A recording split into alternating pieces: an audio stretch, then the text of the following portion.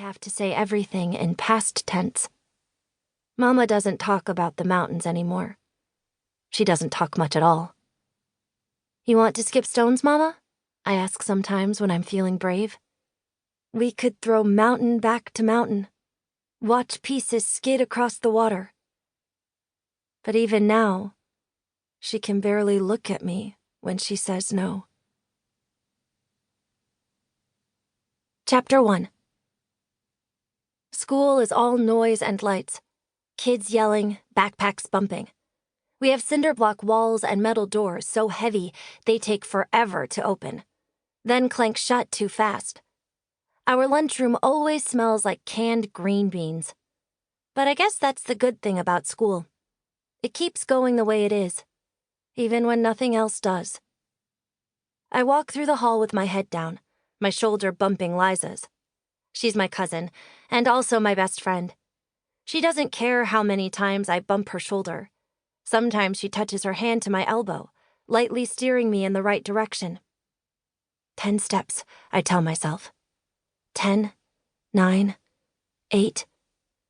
I've been doing this a lot the past 2 months, staring at my feet, counting steps.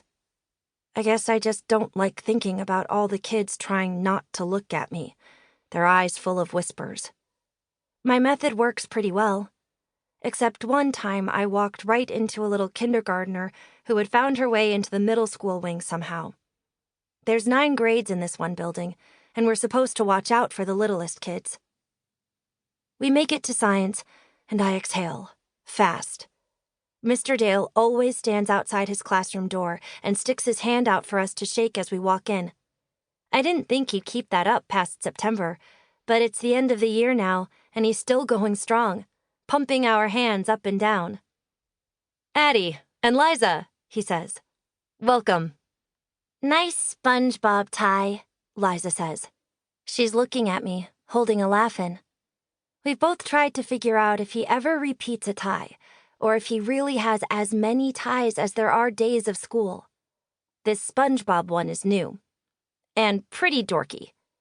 Mr. Dale just smiles. I'm glad you have such good taste. My son picked it out. Apparently, it's what all the Shoreland County preschoolers are wearing. Or wanting to wear. Since it's almost the last week of school, most of the teachers have stopped giving us homework. But Mr. Dale's been making us chart the phases of the moon since May. And he says there's no reason to stop before the full cycle's over. I realize as soon as Liza and the other kids start fishing their charts out of their backpacks that I forgot to look at the moon last night.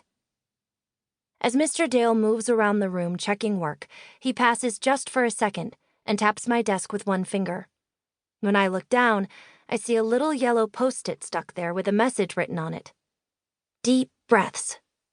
Then there's a smiley face with googly eyes, and his signature, Mr. D.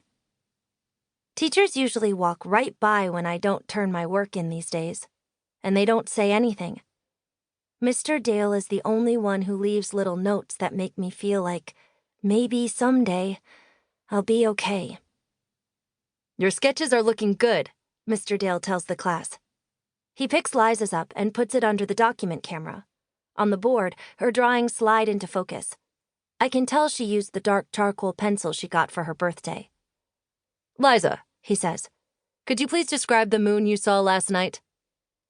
It's still a crescent, she says. Smaller than 2 nights ago. Great, he says. And why is it continuing to get smaller? It's, what kind of crescent? Waning, I think, just as Liza says it. Waning, getting smaller and smaller until there's barely anything left. Liza's perfect crescent shimmers in the thick charcoal defining her night sky. That's kind of weird, I say. My own voice surprises me. The words sounded better when they were just thoughts. But it's too late to go back.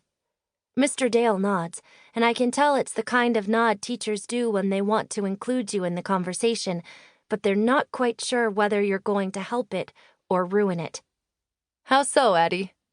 I stall. Mr. Dale waits while the other kids start to fidget. When you talk about seeing the moon, you mean the silvery glowing part. True, Mr. Dale says.